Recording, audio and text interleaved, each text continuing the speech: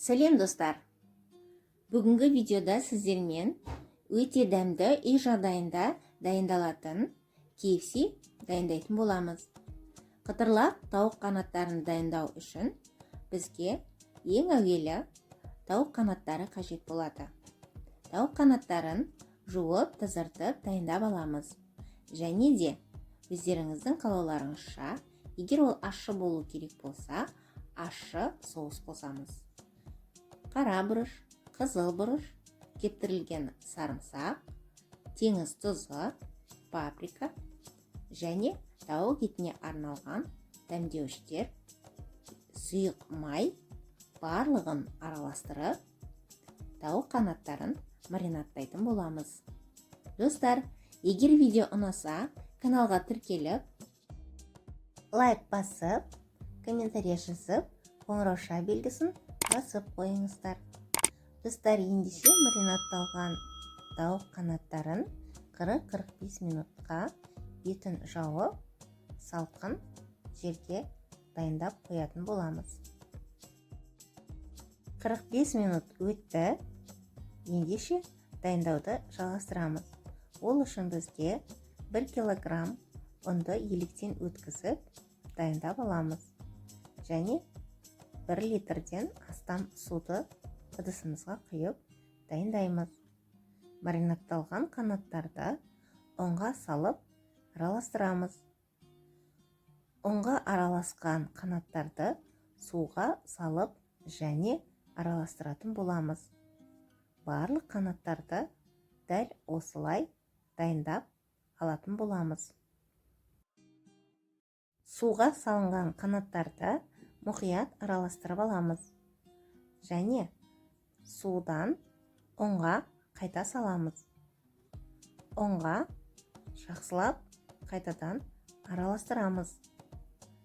Және ұнға араласқан қанаттарды қайтадан суға салатын боламыз. Дәл осылай барлық қанаттарды ұннан суға, судан ұнға қайта жалғастырамыз. Ұннан екінші рет суға саламыз. Судан алып, үшінші рет ұнға салатын боламыз. Міндетті түрде ұнды барлық қанаттарға жағып араластырып алуымыз қажет.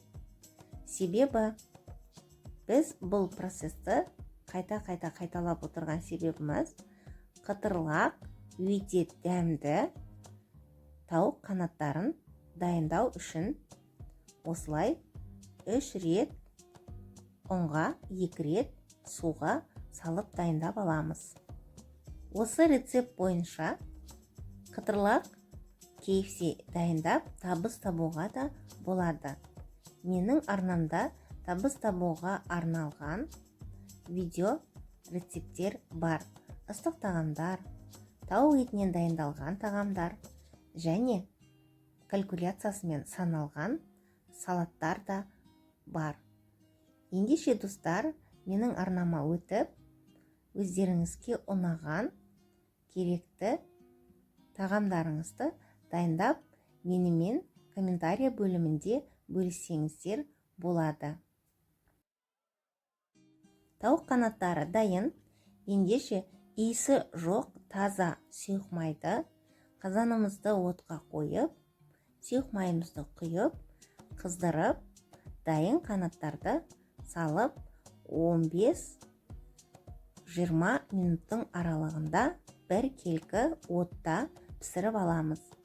Бірденен қанаттарды салып араластырып жіберуге болмайды. Себебі біздің сыртқы қабатын дайындаған бөліктеріміздің түсіп қалуы ықтимал. Достар, егер видео ұнаса, каналға тіркеліп, лайк басып, комментарий жазып, қоңырауша белгісін басып қойыңыздар. Қытырлақ қанаттар дайын. Дастарханға ұсыну үшін свит чили соусын қосып ұсынамыз. Сіздермен болған қарлығаш. Келесі видеода кездескенше назарларыңызға рахмет.